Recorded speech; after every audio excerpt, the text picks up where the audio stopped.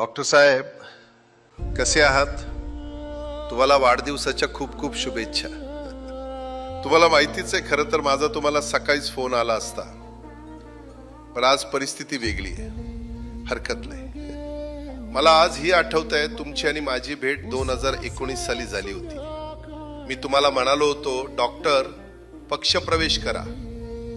तेव्हा तुम्ही उत्तर दिलं होतं, दादा मला अजून जनतेत फिरायचंय, जनताच माझा पक्ष ठरवणार आहे. आणि झालंही तसंच. मी शब्द दिला होता, जनतेच्या मनातला जो उमेदवार असेल तोच मी देणार. 2019ला अकोल्याच्या जनतेनं तुम्हाला आमदार केलं आणि तुम्ही झपाट्याने कामाला सुरुवात केली. मला इथं आवर्जून सांगावंसं वाटतंय, कोविड काळातील तुमचं काम खरंच उल्लेखनीय होतं. अकोल्याच्या जनतेची तुम्ही जी काळजी घेतलीत त्याचा मला सार्थ अभिमान आहे. संपूर्ण महाराष्ट्रात कोरोनासाठी 50 लाख रुपयांचा आमदार निधी वापरणारे तुम्ही पहिले आमदार ठरलात. आपल्या आदिवासी समाजासाठी तुमचं कार्य मोलाचं आहे. किती हक्काने तुम्ही माझ्याकडे कामं घेऊन यायचे. दादा, आपल्याला उपजिल्हा रुग्णालय उभारायचंय, देवीच्या घाटाचा प्रश्न मार्गी लावायचा आहे. तुमची ती जनतेप्रती असलेली तळमळ मला दिसायची, म्हणूनच मी तुम्हाला प्रत्येक वेळेस निधी उपलब्ध करून दिला. डॉक्टर, तुमची कामाची घोडदौड अशीच चालू राहू द्या. तुमच्यावर माझा कधीच राग राहिला नाही आणि मी तुमच्यावर कधीच चिडलो नाही याची तुम्हाला पुरेपूर जाणीव असेल.